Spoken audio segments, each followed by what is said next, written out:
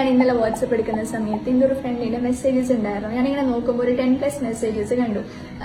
ആള് പറയുന്നത് ഒരു 2 years ബാക്കുള്ള ഒരു കോൺവെർസേഷനെ പറ്റിയിട്ടാണ് ഇന്നലെ പറഞ്ഞത്. അതായത് കുറച്ച് മുമ്പ് ഒരു കാര്യത്തിന് വേണ്ടിയിട്ട് ഇങ്ങനെ 2 years സ്പെൻഡ് ചെയ്തിട്ടുണ്ടായിരുന്നു.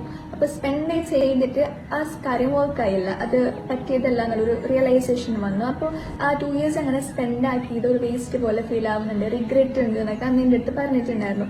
അപ്പൊ ഞാൻ ജസ്റ്റ് ആളടുത്ത് പറഞ്ഞ ഒരു കാര്യമുണ്ട്.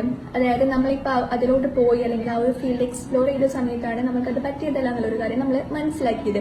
ഇപ്പൊ നേരെ മറിച്ചിട്ട് നമ്മൾ പാരന്റ്സ് ആ ഒരു കാര്യത്തിന് പോവാൻ നമ്മൾ അനുവദിച്ചിട്ടില്ലെങ്കിൽ മേ ബി പാരന്റ്സിനെ ബ്ലെയിം ചെയ്യട്ടെ. ലൈക്ക് അന്ന് എനിക്ക് അങ്ങനെ ഒരു ആഗ്രഹം ഉണ്ടായിരുന്നു, അതിന് പോകാൻ സമ്മതിച്ചില്ല എന്നുള്ളൊരു കാര്യം, അല്ലെങ്കിൽ വേറെ എന്തെങ്കിലും സിറ്റുവേഷൻസിൽ നമ്മൾ ബ്ലെയിം ചെയ്യായിരുന്നു അങ്ങനെ ഒരു ആഗ്രഹം ഉണ്ടായിട്ട് അതിന് പിന്നിൽ പോകാത്തത് കൊണ്ട്.